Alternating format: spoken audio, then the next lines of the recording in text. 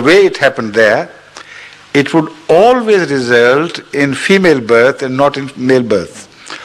But other phenomena are possible, where male birth could also take place. So when people ask me, why didn't it happen in other cases of human beings? Why only with Jesus? My answer is that if it happened, nobody would believe. First of all, the chance is very, very rare. Maybe 1 in a billion. But if it had happened, suppose, that poor girl would be claiming she was innocent and nobody would believe her. And science had not advanced at that in the previous stages of human history as to determine positively whether the girl was right or not. So the matter may not be reported to the scientist at all. The girl would not care. Or the parents said, all right, let it be as it is. And they wouldn't believe either. So the only case which needed positive evidence in support of the chastity of the girl was the case where a prophet was to be born. It was a very important case. So the Holy Quran gave that verdict in her favor, in the favor of Mary, and declared she was a chaste lady. That is the reason why this discussion started. Had it been an ordinary person, nobody would have cared whether it was a chaste girl or a wanton girl who gave birth to a child. But here it was a special case. Now this protects all the women in the world. If a woman gives birth and she says in the name of Allah that I swear to God, no man touched me. If we are true in our belief that it happened once, it can happen again. So we have no right after this, after her swearing by God that this child is born without my contact with any male, then we have to accept that. We have no right to disbelieve her or punish her. So Mary's case has come to the defense of all chaste women who are innocent, who may have this experience. But it is so rare, it doesn't happen every day. And nowadays if it happens, the scientists can prove it. Right? Exactly. Mm-hmm. Yes, please. Did Hazrat Muhammad Rasulullah ever have to pay interest? Pardon? Did he ever have to pay interest on the loan that he took? The Jews never demanded? Pardon? The Jews who gave loan to Hazrat Muhammad Rasulullah, yes. They never demanded interest on that. You see, I don't know which loan you are talking about, yes. But there is one thing which is positive, which he did, and which does not fall into the category of interest. Once he invited people to loan to him horses for those able-bodied Muslims who were about to be sent to some battlefield, but who did not have money enough to buy their own horses.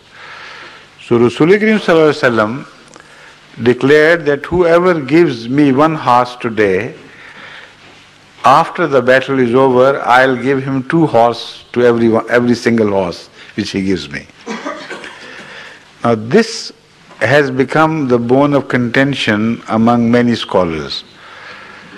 And some have even rejected this hadith. They say we can't trust it because Rasulullah Kareem Sallallahu Alaihi Wasallam could not have gone into terms with some and conditions with somebody which was similar to that of usury and interest. But many wise Muslim jurists and scholars have pointed out that you judge Islam and the understanding of the Quran from the words and acts of Rasulullah Kareem Sallallahu Alaihi Wasallam. You can't apply your understanding upon him. He is to teach you, not you are not to teach him. So one thing is certain, that whatever he said or did, it was not in violation of the Holy Quran.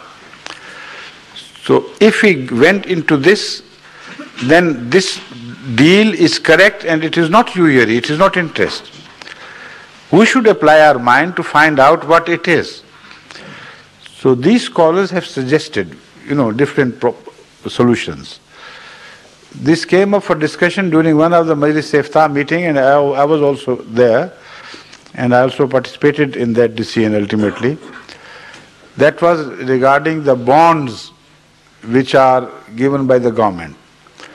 So some very holy jurists in Islam like Imam Abu Hanifa, etc., of that status, have suggested that the fact is that the state is like a mother, like a father to the people.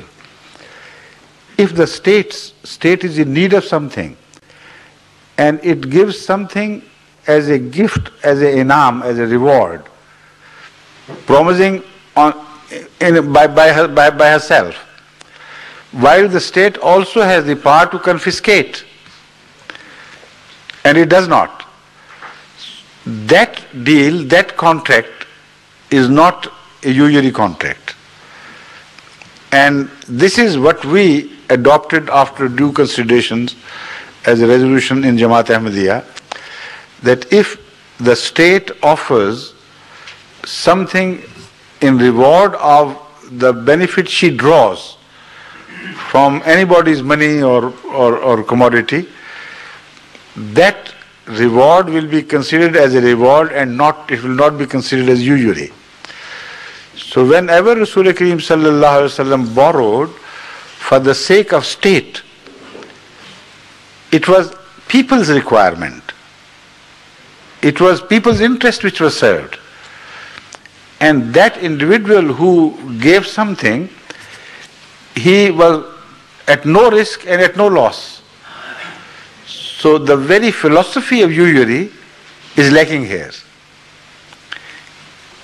You see, the philosophy of usury is to save people from the exploitation of the rich people. Here in this case, it's exactly the opposite. And again, it's not a case of one individual against another. It is a case of state versus its own members of the society. So from that, the definition of interest which we drew was that, over and above the normal definition, that if the state offers a reward to those who serve at the cause of, who sacrifice financially at the hour of need for the state, then that reward will not be forbidden for them to benefit from. So that is why when you buy bonds, security bonds for instance from the government, whatever government pays on that bond have not been declared forbidden. You understand?